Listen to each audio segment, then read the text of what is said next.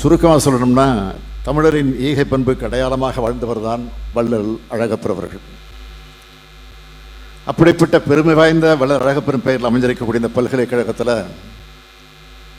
ஐயன் திருவள்ளுவர் சிலையை திறந்து வச்சதில் நான் மிகுந்த பெருமைப்படுகிறேன்.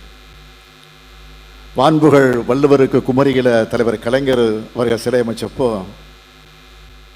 பேரறிவு சிலையோடு வெள்ளி விழா கொண்டாடப்படும் இந்த தருணத்தில் வள்ளுவர் நெறியில வாழ்வியல் நெறியா மாறணும்னு நாம் தொடர்ந்து சொல்லிக் கொண்டிருக்கிறோம். குறள் நெறி பின்பற்றப்பட்டால் தான் தமிழ்நாடும் காப்பாற்றப்படும், உலகமும் காப்பாற்றப்படும். அப்படி காப்பாற்றப்படணும்னா வள்ளுவரை யாரும் கபலீகரம் செஞ்சிடாம பார்த்துக்கணும். வள்ளுவர் வள்ளலார் போன்ற தமிழ் மண்ணில் சமத்துவத்தை பேசின மாமனிதர்களை களவாட ஒரு கூட்டமே இன்றைக்கு சிதை செஞ்சுக்கிட்டு இருக்கு. அதுக்கு எதிரான காவல் அரணாக ஒவ்வொரு தமிழரும் இருக்கணும். அடுத்து திராவிட இயக்கத்தோட வீரமிக்க கவிஞர் பாவேந்தர் பரம்பரை கவிஞர் கவியரசு முடியரசனார் அவருடைய பெயரை இந்த அரங்கத்திற்கு உங்கள் முன்னால் நாம் சூட்டி இருக்கிறோம். திராவிட இயக்கத்தினுடைய பகுத்தறிவு கவிஞர்னு தந்தை பெரியாரால் போற்றப்பட்டவர் முடியரசனார் அவர்கள். தலைவர் கலைஞருடைய நெஞ்சுக்கு நெருக்கமான கவிதை தோழர் அவர். அது மட்டுமல்ல, திராவிட முன்னேற்ற கழகத்தினுடைய இலக்கிய அணி தலைவராக செயல்பட்டு கன்னித்தமிழ் வளர்த்தவர். அவரது பெயரை சூட்டியதற்கு நான் உள்ளபடியே பெருமைப்படுகிறேன். அடுத்து அறிவுதான் நம்மை காக்கும் கருவின்னு வள்ளுவர் சொன்னதுக்கு அடையாளமா நம்முடைய மரியாதைக்குரிய மேனாள் ஒன்றிய அமைச்சர் பாசி அவர்கள் தன்னுடைய அன்னையார் திருமதி லட்சுமி அவருடைய பெயரால வளர்த்தமிழ் நூலகத்தை அமைச்சிருக்கிறார். இப்படி அறிவாலயங்களாக திகழக்கூடிய நூலகங்கள் திறந்து வைக்கிற வாய்ப்புகள் எனக்கு கிடைக்கிறதுல உள்ளபடியே அதை நினைச்சு நான் பெருமைப்படுகிறேன். அதற்காக நான் நம்முடைய ப. சிதம்பரம் உள்ளவர்களுடைய இதயமார்ந்த நன்றியை நான் இந்த நேரத்தில் தெரிவித்துக் கொள்ள விரும்புகிறேன். மரியாதைக்குரிய பாசி அவர்களை பொறுத்த வரைக்கும் அவரே ஒரு நடமாடும் நூலகம்தான். அரசியல், வரலாறு, சட்டம், பொருளாதாரம், இலக்கியம்னு எல்லா துறைகளிலும் ஆழம் கொண்ட நம்முடைய அறிவுபூர்வமாக ஆழம் கொண்டவர் அவர். அவரது அறிவு கருவூலம் தான் நம்முடைய பாசி அவர்கள். நம்முடைய திராவிட மாடல் ஆட்சியில் நிறைவேற்றப்படக்கூடிய ஒவ்வொரு திட்டம் குறித்தும் நம்முடைய பாசி அவர்கள் என்ன சொல்றாருன்னு தெரிஞ்சுக்கல நான் ஆர்வமாக இருப்பேன்.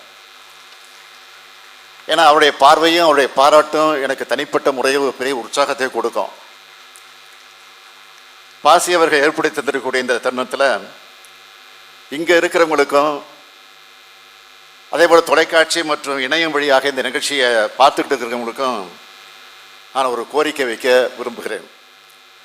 கொடைகுள்ளமும் அறிவுத்தாகமும் கொண்டவங்க தங்களுடைய ஊர்களில் இது போன்ற ஒரு நூலகத்தை உருவாக்க வேண்டும் என்று நான் கேட்டுக்கொள்கிறேன். பெரிய நூலகங்களை அமைக்க முடியாதவங்க, அதற்கு வாய்ப்பு இல்லாதவங்க தங்களால் முடிஞ்ச அளவு படிப்பகங்களையாவது தொடங்கி நடத்தணும். என்னை பொறுத்த வரைக்கும் நான் திராவிட முன்னேற்ற கழகத்தினுடைய தலைவராக பொறுப்பேற்றதற்கு பிறகு எனக்கு யாரும் சால்வையோ கைத்திரி ஆடைகளோ அணிவிக்க வேண்டாம். அதற்கு பதிலாக புத்தகங்களை வழங்குங்கள், நூல்களை வழங்குங்கள். அதை மற்ற நூல் நிலையங்களுக்கு அனுப்பி வைத்து அது பயன்படக்கூடிய வகையில் அமையும் என்ற ஒரு கோரிக்கை வச்சேன். அந்த அடிப்படையில் இதுவரைக்கும் 2,75,000 புத்தகங்கள் இதுவரை என் கைக்கு வந்திருக்கிறது. அவற்றையெல்லாம் பல்வேறு நூலகங்களுக்கு நான் அனுப்பி வைத்திருக்கிறேன். நூலகத்தை சுற்றி பார்த்து கொண்டிருந்த போது அண்ணன் ப. சிதம்பரத்தில் நான் சொன்னேன், இந்த நூல் நிலையத்திற்கு நானும் புத்தகம் அனுப்பி வைக்கிறேன் என்று சொன்னேன். அப்படியா, மகிழ்ச்சி, அனுப்புங்கள் என்று சொன்னார். அந்த கோரிக்கை அவர் எடுத்து வைத்திருக்கிறார். எனவே சென்னைக்கு நான் சென்றவுடன் முதல் வேளையாக இங்கே அமைந்திருக்கக்கூடிய நூல் நிலையத்திற்கு 1000 நூல்களை முதல் கட்டமாக நான் தனிப்பட்ட முறை அனுப்பி வைப்பது என்பது வேறு. அரசின் மூலமாக என்ன செய்ய வேண்டுமோ அதையும் நான் உறுதியாக செய்வேன் என்ற நம்பிக்கை இந்த நேரத்தில் நான் தெரிவித்துக் கொண்டு, எதிர்கால தலைமுறையினர் கல்வியை கடந்து சமூகத்தை, வரலாற்றை அறிந்து கொள்ள, முற்போக்கு சிந்தனைகளை வலுப்பெற இத்தகைய நூலக படிப்பங்களும் தான் அடித்தளமாக அமையும். அந்த அடித்தளத்தில் உருவாகும் இளைஞர்கள் தான் நம்ம தமிழ் சமுதாயத்தை நல்வழியில் நடத்துவாங்க. சென்னை அண்ணா நூற்றாண்டு நூலகம், மதுரை கலைஞர் நூற்றாண்டு நூலகம், கோவையில் அமையவுள்ள தந்தை பெரியார் நூலகம், திருச்சியில் அமையவுள்ள நூலகம் தமிழ்நாட்டுக்கு அடையாளமாக பெருமையை சேர்க்கக்கூடிய அடிப்படை வழங்கப் போகிறது. நீங்கள் அமைக்கிற நூலகம் படிப்பங்களும் உங்கள் ஊருக்கு அடையாளமாக அது பெருமையாக அமையும். தமிழ் சமுதாயத்தை மேம்படுத்தும், தமிழ்நாட்டை வளப்படுத்தும், தமிழ்நாட்டு மாணவ மாணவியர்கள் இளைஞர்கள் அனைத்து துறைக்கும் தகுதிப்படுத்தும். நான் மாணவர்களை சந்திக்கும் போதெல்லாம் மறக்காமல் சொல்வது உண்டு, கல்விதான் யாராலும் திருட முடியாத சொத்து என்று அடிக்கடி எடுத்து சொல்வதுண்டு. எனவே நம் இளைஞர்களை அறிவு செல்வத்தை சேர்க்க பாடுபடுங்க. பொருட்செல்வம் நிச்சயம் உங்களை தேடி வரும். அதனால தான் நம்ம திராவிட மாடல் ஆட்சி அமைந்த பிறகு கல்விக்கு முன்னுரிமை கொடுத்து திட்டங்களை செயல்படுத்தி கொண்டிருக்கிறோம். கல்விக்கான நம்மளோட பணிகளை சிலவற்றை மட்டும் நான் குறிப்பிட்டு சொல்ல விரும்புகிறேன். இன்னைக்கு இந்தியாவிலேயே உயர்கல்வித்துறையில் முதன்மை மாநிலமாக இருக்க நம்முடைய தமிழ்நாடு இன்றைக்கு விளங்கி கொண்டிருக்கிறது. கடந்த 3 ஆண்டுகளில் 32 அரசு கலை மற்றும் அறிவியல் கல்லூரிகளை தொடங்கியிருக்கிறோம். IAS, IPS போன்ற போட்டித் தேர்வுகளுக்கு தயாராகிற மாணவர்களுக்கு முதல்நிலை தேர்வுக்கு மாதம் 7,500 ரூபாயும், மெயின்ஸ் தேர்ச்சி பெறும் மாணவர்களுக்கு மாதம் 25,000 ரூபாயும் வழங்கி கொண்டிருக்கிறோம். 6 முதல் 12ஆம் வகுப்பு வரை அரசு பள்ளிகளை படித்து IIT, NIT போன்ற ஒன்றிய அரசு நிறுவனங்களில் இளநிலை கல்வி பயில சேர்க்கை பெற்றவர்களுக்கு முழு கல்வி செல்வையும் இந்த அரசு ஏற்கும். நான் முதல்வன் திட்டம் மூலமாக 22,56,000 மாணவர்களுக்கு திறன் பயிற்சி தந்து பெரு நிறுவனங்களை பணிபுரிய அவங்கள தகுதிப்படுத்தி கொண்டிருக்கிறோம். புதுமை பெண் திட்டத்தால் கல்லூரிகளை சேரக்கூடிய மாணவர்களின் எண்ணிக்கை 34 விழுக்காடாக இப்போ உயர்ந்திருக்கு. தமிழ் புதல்வன் திட்டத்தால் மாணவர்களின் உயர்கல்வி ஆர்வம் அதிகமாகி இருக்கு. முதல் தலைமுறையாக கல்லூரி வர்ற மாணவர்களுக்கு கல்வி கட்டண செலவுக்காக 1000 கோடி ரூபாய் ஒதுக்கீடு செய்யப்பட்டிருக்கு.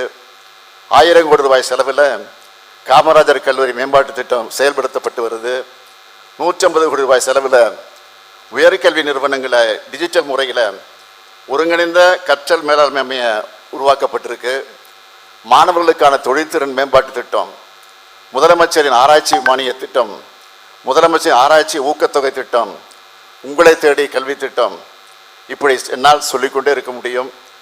இந்த திட்டங்களால் தமிழ்நாட்டுக்கு உயர்கல்வி தரமும் அடிப்படை கட்டமைப்பு வசதிகளும் மேம்படுத்தப்பட்டு கொண்டிருக்கிறது. அதனால்தான் இன்று இந்தியாவிலேயே அதிக அளவிலான அரசு பல்கலைக்கழகங்களை உள்ள மாநிலமாக, 500க்கும் மேற்பட்ட தரம் வாய்ந்த பொறியியல் கல்லூரி இருக்கக்கூடிய மாநிலமாக, அதிக அளவிலான மருத்துவக் கல்லூரிகள் இருக்கக்கூடிய மாநிலமாக, புகழ்பெற்ற 100 உயர்கல்வி நிறுவனங்களில் 31 உயர்கல்வி நிறுவனங்கள் இருக்கக்கூடிய மாநிலமாக இன்றைக்கு நம்முடைய தமிழ்நாடு விளங்கி கொண்டிருக்கிறது. உயர்கல்வி மாணவர் சேர்க்கையில் தேசிய சராசரியை விட 2 மடங்கு அதிகமாக 49 விழுக்காடு பெற்று இந்திய அளவில் தமிழ்நாடு முதலிடம் பெற்றிருக்கு. இப்படி உயர்கல்வியில் உன்னதமான இடத்தை தமிழ்நாடு பெற்று இருக்கிறது என்றால், அதனால தான் பல்கலைக்கழகங்களின் நிர்வாகம் மாநில அரசோட முழு கட்டுப்பாட்டில் இருக்கணும். வேந்தர் பதவியில் மக்களால் தேர்ந்தெடுக்கப்பட்ட முதலமைச்சர் இருக்கணும்னு நம்ம சொல்கிறோம். பள்ளி முதல் உயர்கல்வி வரை ஒவ்வொரு மாணவருக்கும் பார்த்து பார்த்து திட்டங்களை உருவாக்கி செலவு செய்வது மாநில அரசு. பேராசிரியர் உள்ளிட்ட அனைவருக்கும் சம்பளம் கொடுப்பது மாநில அரசு. பல்கலைக்கழகங்களுக்கு தேவையான உட்கட்டமைப்பு வசதி ஏற்படுத்தி தர்றது மாநில அரசு. ஆனால் வேந்தர் பதவி மட்டும் ஒன்றிய அரசால் நியமிக்கப்பட்ட ஒருத்தருக்கா? அதுதான் என்னுடைய கேள்வி. அதனால தான் சட்ட போராட்டம் உள்ளிட்ட பல்வேறு போராட்டங்கள் இன்றைக்கு நாம் நடத்தி கொண்டிருக்கிறோம். மாநிலத்தோட கல்வி உரிமையை மீட்கிற அந்த பணியில் அது கிடைக்கிற வரைக்கும் இந்த சட்ட போராட்டங்களும் அரசியல் போராட்டங்களும் தொடரும் என்பதை சொல்லி, இங்கே கூடியிருக்கக்கூடிய மாணவர்களுக்கு மீண்டும் என்னுடைய வாழ்த்துக்களை சொல்லி, படிங்க படிங்க படிங்க, உயர்கல்வி ஆராய்ச்சி கல்வின்னு தொடர்ந்து படிங்கன்னு கேட்டு விடைபெறுகிறேன். நன்றி, வணக்கம்.